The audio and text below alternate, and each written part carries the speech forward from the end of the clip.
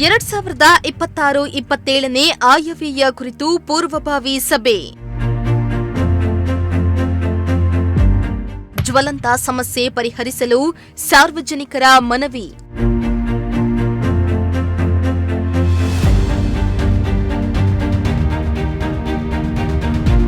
ಒತ್ತುವರಿ ಉದ್ಯಾನವನಗಳ ತೆರವಿಗೆ ಖಡಕ್ ಸೂಚನೆ.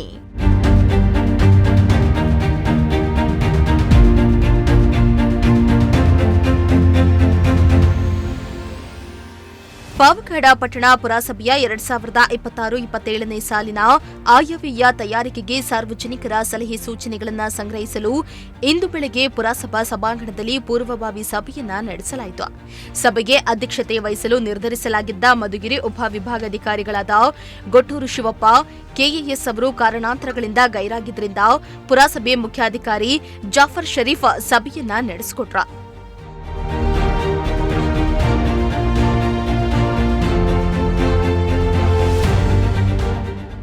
ಇನ್ನು ಸಭೆಯಲ್ಲಿ ಸಂಘ ಸಂಸ್ಥೆಗಳ ಪ್ರತಿನಿಧಿಗಳು, ಹಿರಿಯ ನಾಗರಿಕರು ಹಾಗೂ ಸಾರ್ವಜನಿಕರು ಭಾಗವಹಿಸಿ ಪಟ್ಟಣದ ಅಭಿವೃದ್ಧಿಗೆ ಸಂಬಂಧಿಸಿದಂತೆ ಹಲವು ಸಲಹೆಗಳನ್ನು ಮಂಡಿಸಿದರು.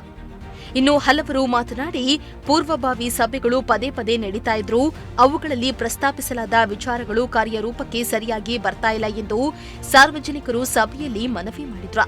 ಇನ್ನು ಪಟ್ಟಣದಲ್ಲಿರುವ ಜ್ವಲಂತ ಸಮಸ್ಯೆಗಳನ್ನು ಮೊದಲು ಪರಿಹರಿಸುವಂತೆ ಒತ್ತಾಯಿಸಿದ್ರು. ಎಲ್ಲರೂ ಕೇಳ್ಕೊಂಡು ಹೋಗ್ಬೇಕು ಎಲ್ಲಿದೆ ಅಂತ. ಅದರಲ್ಲಿ 25-30 ಜನ ಕುತ್ಕೋಬೋದು ಅಷ್ಟೇ, ಹೆಣ್ಮಕ್ಳು ಗಂಡು ಮಕ್ಳು ಸೇರಿ. ಅಲ್ಲಿ ಬರೋ ದಿನಕ್ಕೆ 50,000 ಜನ ಬಂದು ಹೋಗ್ತಾರೆ. ಇಲ್ಲಿ ನೋಡಿದ್ರೆ 15-20 ಜನ ಬಂದರೆ ಎಲ್ಲಿ ಹೋಗ್ತಾರೆ? ಎಲ್ಲಂದ್ರಲ್ಲೇ ಕೂತ್ಕೊತಾರೆ. ಇವಾಗ ಲೇಡೀಸ್ ಪ್ರಾಬ್ಲಮ್ ತುಂಬ ಇರುತ್ತೆ. ಹೆಣ್ಮಕ್ಳಿಗೆ ಹಾಲು ಕುಡಿಸ್ಬೇಕು ಹುಡುಗರಿಗೆ ಅಂದರೆ ಅವ್ರಿಗೊಂದು ರೂಮ್ ಇಲ್ಲ. ಮತ್ತು ಮಧ್ಯಾಹ್ನ ಹೊತ್ತೇ ಕಳ್ತನ ಆಗ್ತಿದೆ. ಇಲ್ಲಿ ಹೊಸ ಬಸ್ ಸ್ಟ್ಯಾಂಡ್ನಾಗೆ ದುಡ್ಡು ಕಿತ್ಕೊಂಡು ಹೋಗೋದು, ಮೊಬೈಲ್ ಕಿತ್ಕೊಂಡು ಹೋಗೋದು ಎಲ್ಲ ಮಾಡ್ತಾರೆ. ಅಲ್ಲೊಂದು ಪೊಲೀಸ್ ವ್ಯವಸ್ಥೆ ಇಲ್ಲ. ನಿನ್ನೆ ಗುಂಡೆಲ್ಲ ಇರೋದು 4,500 ನಿನ್ನೆ 4,500 ಮೊಬೈಲು ದುಡ್ಡು ಕಿತ್ಕೊಂಡು ನಮ್ಮೂರಲ್ಲಿ ಹೊಸ ಬಸ್ ನಿಲ್ದಾಣ ಹೊಸ ಬಸ್ ಸ್ಟ್ಯಾಂಡ್ ಯಾವಾಗ 12 ಗಂಟೆಯಲ್ಲಿ ಅದನ್ನೂ ಮಾಡಲಿಲ್ಲ. ಮತ್ತು ಸಂಘ ಎಲ್ಲ ಆಟೋ ನಿಲ್ದಾಣಗಳು ಅಭಿವೃದ್ಧಿ ಮಾಡಿ, ಕಾಶಳ ಅಭಿವೃದ್ಧಿ ಮಾಡಿ ಅಂತ ಬೇರೆ ಬೇರೆ ಎಲ್ಲ ಹೇಳಿದ್ವಿ. ಅದನ್ನು ಈ ಬಜೆಟಲ್ಲಿ ಸೇರಿಸಿದ್ದೀರಾ, ಆದರೆ ಅದು ಅನುಷ್ಠಾನಕ್ಕೆ ಬಂದಿಲ್ಲ. ಬಂದಾಗ ಒಂದು ಪೊಲೀಸ್ನವ್ರು ಇರ್ತೀರಿ ಬಸ್ ಸ್ಟ್ಯಾಂಡಲ್ಲಿ. ಅವಾಗ ಈ ಒಬ್ಬರು ಇರೋದಿಲ್ಲ. ಸಾಯಂಕಾಲದ ಹೊತ್ತು ಹಿಂಗಿರೋದು ಗೊತ್ತಾ? ನೀವು 8 ಗಂಟೆಗೆ ಹೋಗಿ ನೋಡಿ, ಫುಲ್ ಬಸ್ಸುಗಳು, ಗಾಡಿಗಳು, ತಳ್ಳ ಗಾಡಿಗಳು, ಟೂ ವೀಲರ್ ಎಲ್ಲ ಜಾಮ್ ಆಗೋದು. ಅಲ್ಲಿ ಸಾಹೇಬ್ರು ಹೇಳ್ದಂಗೆ ಎಲ್ಲ ಗಾಡಿಗಳೆಲ್ಲ ಅಲ್ಲೇ ತೊಳೆಯೋದು, ಬಸ್ಗಳೆಲ್ಲ.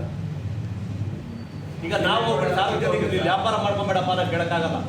ನೀನು ಯಾವ್ದು ಹೇಳಕ್ಕೆ ಆಗ್ತಾರೆ.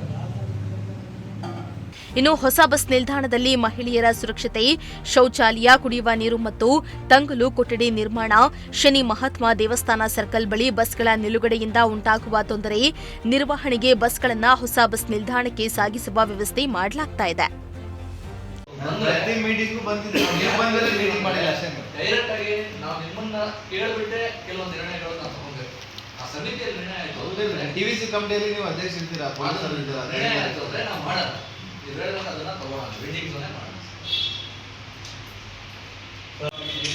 ಅದು ಕಾರ್ಯಗತಗೊಳಿಸ್ಕೊಂಡು ಅದಕ್ಕೆ ಬೇಕಾದಂಥ ಒಂದು ಆಯವ್ಯಯದಲ್ಲಿ ಯಾವುದೋ ಒಂದು ಅನುದಾನವನ್ನು ನಾವು ಅದನ್ನು ತಗೊಂಡು ಅದನ್ನು ನಾವು ಎಷ್ಟು ಅನುಷ್ಠಾನಗೊಳಿಸಬೇಕು ಅನ್ನೋ ಒಂದು ರೀತಿಯಿಂದ ಎಲ್ಲವನ್ನು ನಮ್ಮ ಅಧಿಕಾರಿಗಳನ್ನು ಕರೆದಿದೆ, ಎಲ್ಲ ಒಂದು ನಮ್ಮ ಸಂಘ ಸಂಸ್ಥೆಗಳನ್ನು ಕರೆದಿದ್ದೀವಿ.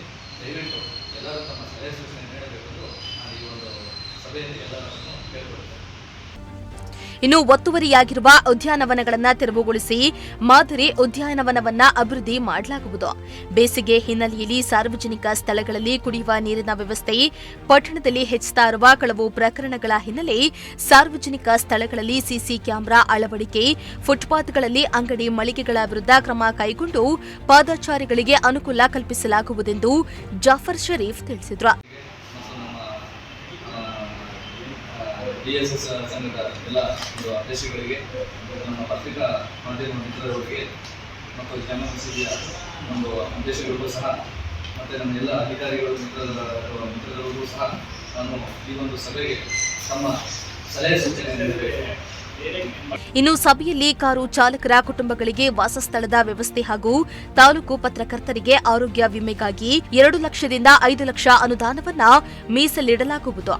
ಸಾರ್ವಜನಿಕರ ಅಭಿಪ್ರಾಯಗಳನ್ನು ಪರಿಗಣಿಸಿ ಆಯವ್ಯಯ ರೂಪಿಸಲು ಕ್ರಮ ಕೈಗೊಳ್ಳಲಾಗುವುದಾಗಿ ಜಾಫರ್ ಶರೀಫ್ ತಿಳಿಸಿದ್ದಾರೆ.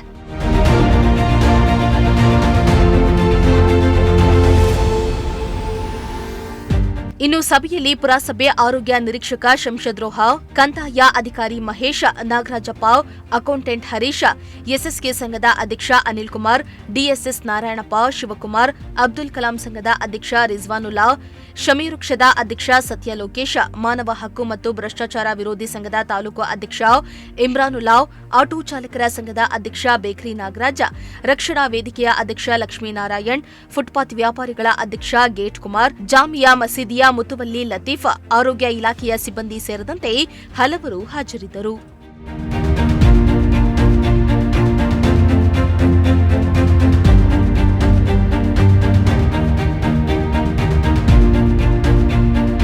ಇಮ್ರಾನುಲ್ಲಾ, ಪ್ರಜಾಶಕ್ತಿ ಟಿವಿ, ಪಾವಗಡ.